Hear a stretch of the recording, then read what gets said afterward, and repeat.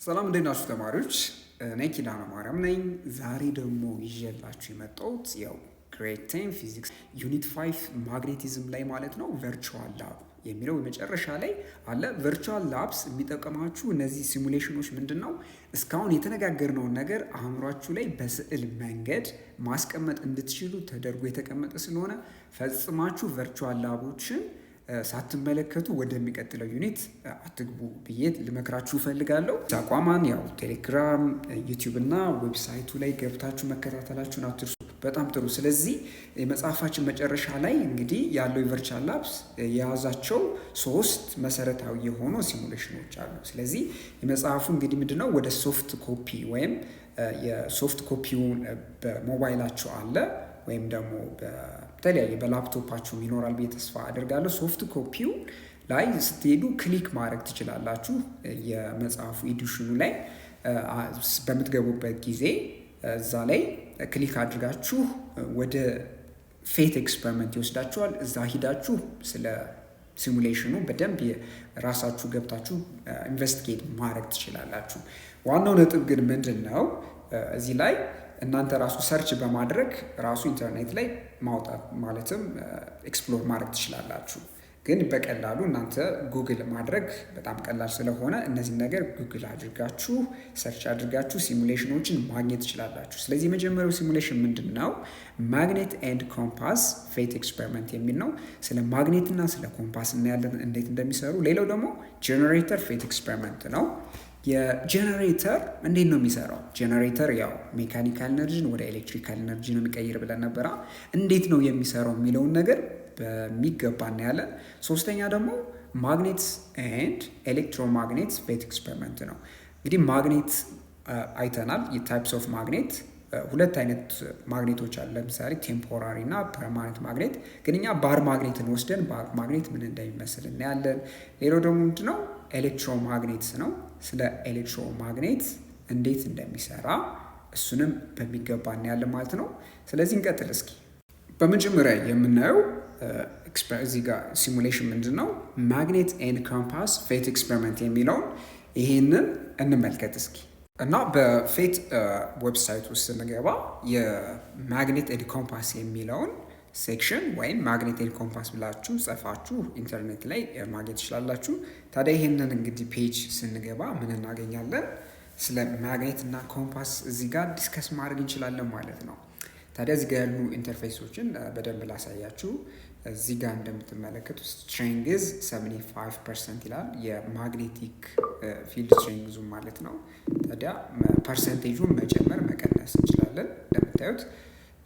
ሌላው ደግሞ ማግኔቲክ ፊልዱን ነው። ማግኔቲክ ፊልዱን እዚህ ጋር የምትመለከቱት ባር ማግኔቲክ ፊልዱን ኦን ብናደርገው ማግኔቲክ ፊልዱ አቅጣጫውን ያሳያችኋል ማለት ነው። ታዲያ እንደምትመለከቱት ይሄ አቅጣጫ ምን ያሳያችኋል? ቀደም ብለን ዲስከስ የተነጋገርነውን ማግኔቲክ ፊልድ ከኖርዝ ፖል ወደ ሳውዝ ፖል የሚያደርገውን በኮምፓስ በትናንሽ ኮምፓሶች የተጠቆመበት ነው ማለት ነው። ሌላ ደግሞ የበለጠ ለማየት ከፈለግን ማግኔቲክ ፊልድ ውስጥ ያለው ፊልድ ምን ይመስላል ማለትም የማግኔቱን ስንመለከተው የማግኔቱ ውስጥ ኢንተርናል ፓርት ውስጣዊ ክፍሉ ማግኔቲክ ፊልዱ በማግኔቱ ውስጣዊ ክፍል ሲታይ እንደምትመለከቱት ይኸው አውትሳይድ ፍሮም ሳውዝ ከኖርዝ ቱ ሳውዝ ነው አይደለም? ከኖርዝ ትነሳላችሁ ወደ ሳውዝ ትገባላችሁ። የማግኔቲክ ፊልዱ ይገባል። በተጨማሪ ደግሞ ውስጠኛው ጋር በምትመለከቱበት ጊዜ ማግኔቲክ ፊልዱ ደግሞ ከየት ወዴት ነው የሚጠቁመው? ከሳውዝ ወደ ኖርዝ ማለት ነው። ስለዚህ ውስጥ በማግኔቱ ውስጥ እና ከማግኔቱ ውጭ ያለው የማግኔቲክ ፊልድ አቅጣጫ በዚህ ማየት ትችላላችሁ ማለት ነው። ታዲያ በተጨማሪም ደግሞ እዚህ ጋር እርዝ የሚል አለ። ይህ ምን ያሳያችኋል? መሬት እንግዲህ የመሬት ውስጧ ትልቅ ባር ማግኔት አለ ብለን ነው ምንድን ያደረግነው የተነጋገርነው። ባር ማግኔት አለ ማለት ምንድነው? ማግኔቲክ ፊልዱ ልክ መሬት ውስጥ እንዳለ አንዳንድ ትልቅ ባር ማግኔት ይወክላል ብለን ስለተነጋገር ያው ማግኔቲክ ፊልዱ ውስጥ ያለውን መሬት ውስጥ ያለውን ማግኔቲክ ፊልድ ወይም በማግኔት በምንድን ነው የምንወክለው? በባር ማግኔት ነው የምንወክለው ብለን ዲስከስ አድርጋል። እንደዚህ አድርገን ለመወያየት ምንድን ነው ማለት ነው በቀላሉ ባር ማግኔቱ ምን ይፈጥርልናል? በጣም ቀለል ያለ ዲሞንስትሬሽን ይሰጠናል ማለት ነው። ስለዚህ መሬትን በምትመለከትበት ጊዜ የመሬት ማለት ነው ማግኔቲክ ፊልድ ስትመለከቱት ከውጭ መሬት ውስጧ ልክ ትልቅ ባር ማግኔት እንዳለ አድርጎ የሚወክል ነው ብለን የተነጋገርነው እና መሬትን ማግኔቲክ ፊልድ እንደዚህ አድርገን መመልከት እንችላለን። ስለዚህ የምትመለከቱት የመሬት ማግኔቲክ ፊልድ ኢንሳይድ ወይም መሬት ውስጥ አለ ብለን አሲዩም ያደረግነው ወይም በግምት ያስገባ ነው ማግኔት ኖርዝ ፖሉ ወዴት ነው የሚሆነው? ወደ ጂኦግራፊክ ሳውዝ ፖል ነው የሚሆነው። የባር ማግኔቱ ደግሞ ሳውዝ ፖል ወደ ጂኦግራፊክ ኖርዝ ፖል ሆኖ ነው የምናገኘው ማለት ነው። ይሄ ምንድን ነው? መሬት ውስጥ ያለውን ማግኔት እንደ ባር ማግኔት ወክለን ያለውን አቅጣጫ የምንመለከትበት ነው። ታዲያ ምንድን ነው? ለምሳሌ ፍሊፕ እርዝ ይላል። መሬትን ለምሳሌ እንደዚህ ብትገለብጡት ምንድን ነው የሚሆነው? ማግኔቲክ ፊልዱም አብሮ ፍሊፕ ያደርጋል ማለት ነው። ስለዚህ የመሬት ፖል ኮምፓስ እዚህ ጋር ትመለከታላችሁ አለ። የኮምፓሱን በምታንቀሳቅሱበት ጊዜ ተመልከቱ። ኮምፓሱ ሁል ጊዜ የሚጠቁመው ወዴት ነው ብለን ነበረ? ማግኔቲክ ፊልድ ወዳለበት አቅጣጫ ነው የሚጠቁም ብለናል። ስለዚህ እንደምታዩት በተለያየ ቦታ በምታስቀምጡበት ጊዜ ማግኔቲክ የኮምፓስ ኒድሉ መካከል የምትመለከቷት ምን ትፈጥራለች? እንደምትመለከቱት ከማግኔቲክ ፊልዱ ጋር ራሷን አላይን ታደርጋለች። ስለዚህ ኮምፓሶች ሁልጊዜም የሚጠቁሙት በመሬት ማግኔቲክ ፊልድ አቅጣጫ እንደሆነ ሁልጊዜ ልትረሱት አይገባም። አንዳንዴ ኮምፓሶች ለምንድን ነው እንዲህ አይነት እንቅስቃሴ የሚያደርጉ ብላችሁ ፋሲኔትድ ናችሁ ይሆናል ብዬ ተስፋ አድርጋለሁ። እኔም በልጅነቴም ይህን ነገር ሳይ በጣም ይገርመኝ ነበር። ኋላ ግን በሳይንሱ ስንመለከተው ኮምፓስ እያደረገ ያለው ነገር ከመሬት ማግኔቲክ ፊልድ ጋር ራሱን አላይን ያደርጋል። ለምን? ኮምፓስ ውስጡ ማግኔት ስለሆነ ያለው እና ማግኔት ደግሞ ሌላ ኤክስተርናል ማግኔቲክ ፊልድ ካገኘ ምንድነው የሚሆነው? ኢንተራክት ያደርጋል። ኢንተራክት ሲያደርግ በተመሳሳይ አቅጣጫ እንዲጠቁም ያደርገዋል ማለት ነው። ሌላው ምንድነው? በፊልድ ሜትር የሚባል ነገር አለ። ምናልባት ስለ ፊልድ ሜትር ስናወራ ምንድነው የማግኔቲክ ፊልዱን ኤክስ ዋይ ኮምፖነንት እና ደግሞ እዚህ ጋር ቴታ የሚለው አቅጣጫውን ይነግራችኋል። አቅጣጫው ማለትም የማግኔቲክ ፊልዱን አቅጣጫ ማለት ነው። እንደዚህ በምታንቀሳቀሱበት ጊዜ የፊልድ ሜትር ስለ ማግኔቲክ ፊልዱ በቂ የሆነ ምን ይሰጣችኋል? ግንዛቤ ይሰጣችኋል። አሁን እዚህ ጋር ቢ የሚለው 0.23 ጋውስ ነው። ጋውስም እንግዲህ የማግኔቲክ ፊልድ መለኪያ እንደሆነ ተነጋግረን ነበር አይደለም? ስለዚህ በጋውስ መለካት ትችላላችሁ። አሁን የመሬት አትሞስፌር ላይ ያለውን ማግኔቲክ ፊልድ ስትሬንግዝ ነው የሚነግራችሁ። እዚህ ጋር ኤክስ እና ዋይ ኮምፖነንት ያው ማግኔቲክ ፊልድ ምንድነው ፕሌን ላይ አድርገን ስለምናስበው ወይም ወለል ላይ አድርገን ካስብነው ሁለት አይነት ዳይሜንሽን ያለው ኤክስ እና ዋይ ማለት ነው። ስለዚህ ከዛ አንጻር ነው ለሁለት ኮምፖነንት እዚህ ጋር ኤክስ ማግኔቲክ ፊልድ ያው ቬክተር ስለሆነ ሁለት ኮምፖነንቶች ይኖሩታል ማለት ነው። ምን አድርገን ካሰብነው ፕሌን ላይ ማለትም የመሬት ሰርፌስ ላይ አድርገን ካሰብን ማለት ነው። ሶ ዴርፎር አሁን እዚህ ጋር እንደምትመለከቱት አሁን የፊልድ ሜትሩን ወደ መሬት ሰርፌስ ስናስጠገው ማግኔቲክ ፊልዱ ወዴት እየተቀየረ እንደሆነ ተመልከቱት። እንደምትመለከቱት የመሬት ሰርፌስ አካባቢ ላይ ወደ 0.4 ወይም ደግሞ 0.6 ይህምን ያሳያቸዋል። ኤግዛክትሊ ወደ ሰርፌስ ውስጥ ስትጠጉ ወደ መሬት ሰርፌስ ማግኔቲክ ፊልድ ስትሬንግዙ ምን እየሆነ እየመጣል ማለት ነው? እየጨመረ ይመጣል። ስለዚህ ወደ ታች ብትሄዱ ለምሳሌ ከመሬት ከሰርፌስ ወደ ውስጥ ብትሄዱ እንደምታዩት ማግኔቲክ ፊልድ ስትሬንግዙ እጅግ እየጨመረ ነው የሚሄደው። ይህም ለምንድን ነው? እንግዲህ ኢንሳይድ ዘ አርዝ ከመሬት ውስጥ አንድ ማግኔት አለ ብለን ካሰብን ወደ ውስጥ ስትገቡ የማግኔቲክ ፊልድ ስትሬንግዙ ወደ ማግኔቱ በተጠጋችሁ ቁጥር ምንድነው እየሆነ የሚሆነው? እየጨመረ ይሄዳል ማለት ነው። ስለዚህ ይሄ በቂ የሆነ ግንዛቤ ሰጥቷችኋል ብዬ አስባለሁ። አሁን ደግሞ በቀጣይ ያለውን ደግሞ ሲሙሌሽን አብረን እንመልከት እስኪ።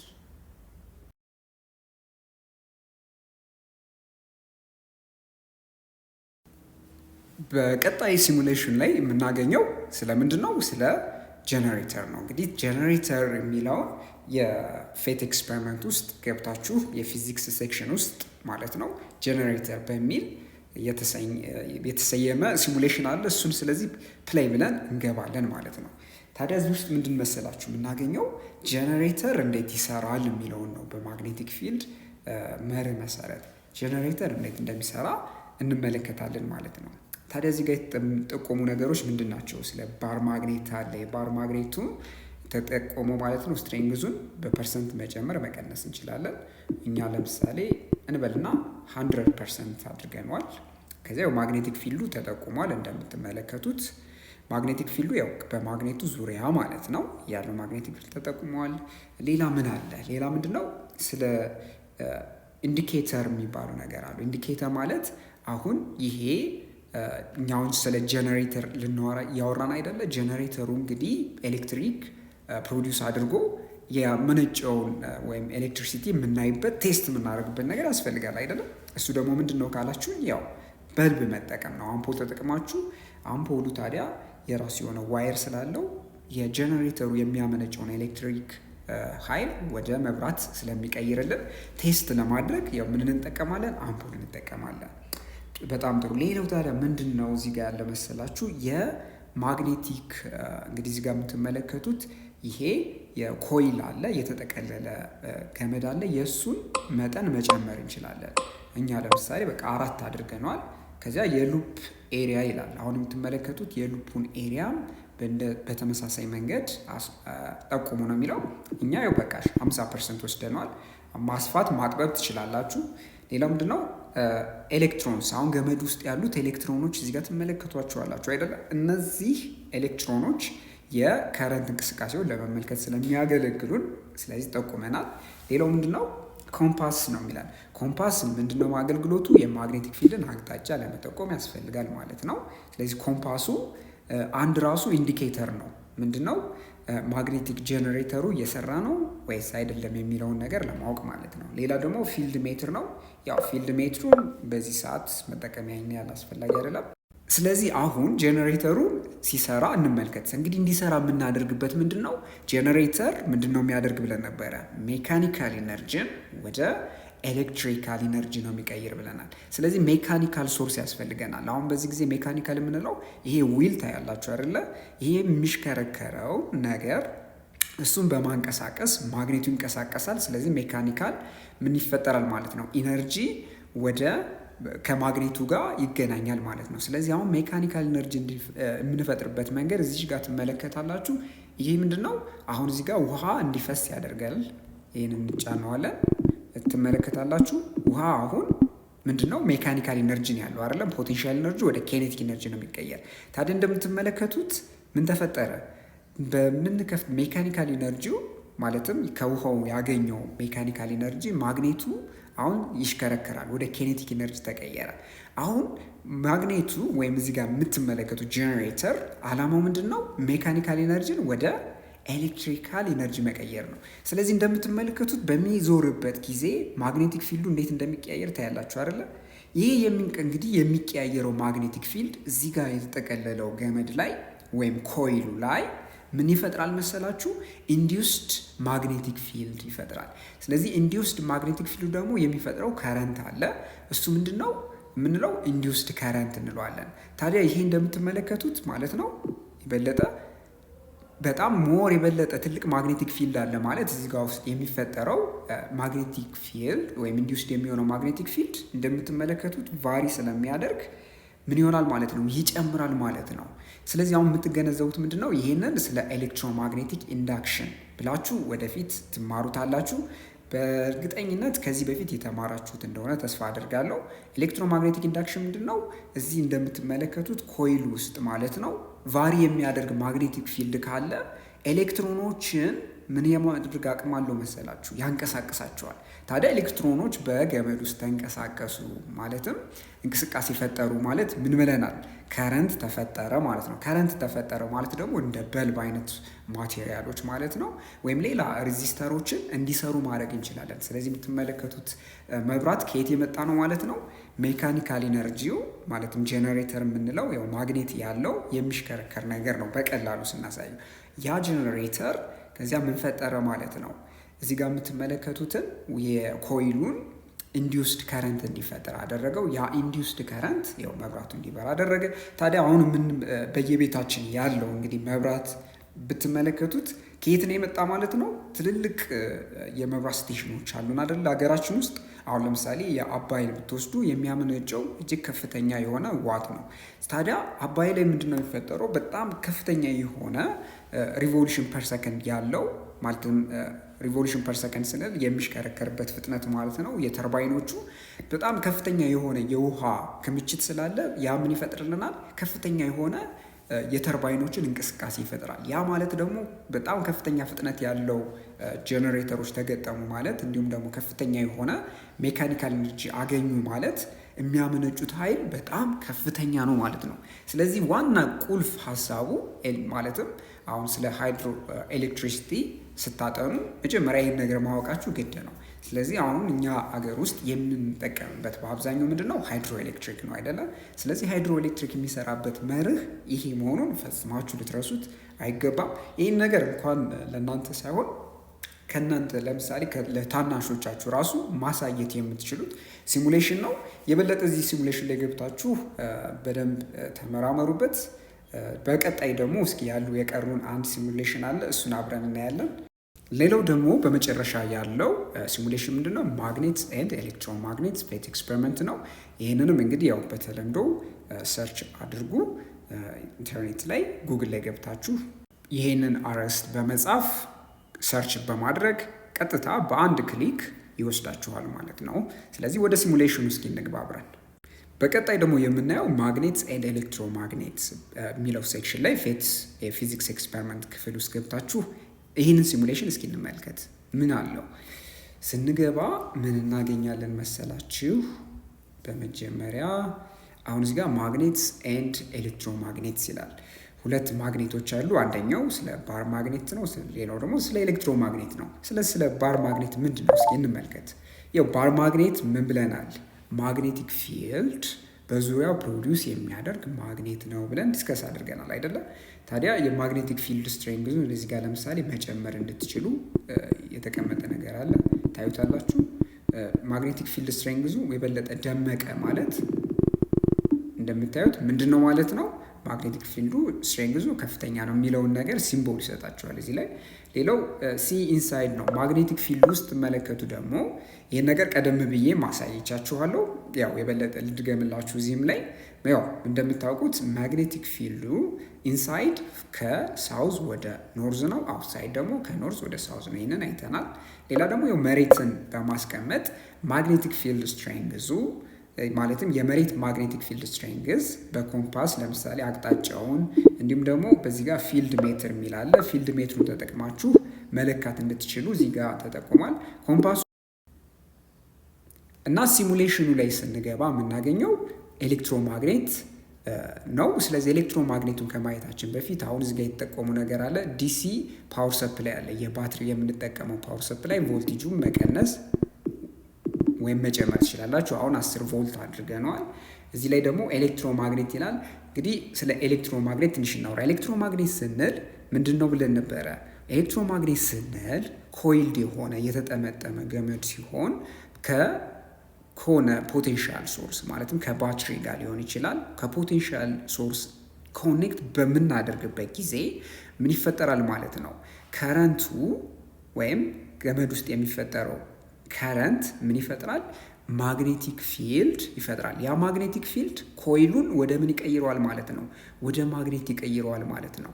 ታዲያ ይሄ እንግዲህ የሚፈጠረው የገመዶች እያንዳንዱ የገመዶች ማግኔቲክ ፊልድ ተደምሮ ወይም አንድ ላይ ተባብሮ ማግኔቲክ ፊልድ ፕሮዲውስ ማድረግ ከቻለ፣ ስለዚህ ልክ ይሄ ዲቫይስ እንደምን ያገለግላል ማለት ነው? እንደ ማግኔት ያገለግላል። ስለዚህ ማግኔቱንም እንለዋለን ኤሌክትሮማግኔት እንለዋለን ማለት ነው። ታዲያ ኤሌክትሮማግኔቱን ሉፕ ይላል። አሁን እዚህ ጋር የተጠቀለሉ ገመዶችን መጨመር መቀነስ እንችላለን። አሁን እዚህ ጋር 4 አድርገነዋል። ከፍተኛው ይሄ ነው የማግኔቲክ ፊልድ። ሌላው ደግሞ ኤሌክትሮኖች ናቸው እዚህ ጋር የምታያችሁ ነው። ሌላው ደግሞ ፊልድ ሜትር የሚላለ ፊልድ ሜትር ምን ያደርጋል ብለን ነበረ? የማግኔቲክ ፊልድን ስትሬንግዙን ይለካልናል ብለናል። ታዲያ እንደምታዩት የተለያየ ቦታውን ኮምፓሱን በመጠቀም ይኸው እንደምትመለከቱት ይሄ ኤሌክትሮማግኔት ኖርዝ እና ሳውስ ፖል እንዳለው ማየት ትችላላችሁ። ለምን? እንደምትመለከቱት ፊልዱ ከአንደኛው ጫፍ ይወጣል፣ ከዚያ በሌላኛው ጫፍ ደግሞ ዙሮ ይገባል። ስለዚህ ይሄ ኮምፓስ ኒድሎች እነዚህ ትናንሽ ኮምፓሶች የሚነግሯችሁ ምንድን ነው? የማግኔቲክ ፊልድ አቅጣጫው ወዴት እንደሆነ እየነገሮቹ ነው ማለት ነው። ስለዚህ ማግኔቲክ ፊልዱ ኖርዝ እና ሳውዝ ፖል አለው ብለን መናገር እንችላለን። ይሄኛውን ሳውዝ እንለዋለን፣ ይሄን ደግሞ ኖርዝ ብለን መጥራት እንችላለን ማለት ነው። ጥሩ። ስለዚህ እዚህ ሲሙሌሽን ላይ በቂ የሆነ አንደርስታንዲንግ ግንዛቤ እንዳላችሁ ተስፋ አድርጋለሁ። በተለይም ደግሞ ኤሌክትሮማግኔት እንዴት እንደሚሰራ በደንብ እዚህ ላይ መረዳት ትችላላችሁ ማለት ነው። በሲሙሌሽኑ ላይ ወይም ቨርቹዋል ላብ በተሰኘው ሴክሽን ያሉ ሲሙሌሽኖችን አብረን አይተናል። ስለነበረን ቆይታ አመሰግናለሁ። ደህና ሁኑ። ቻው ቻው።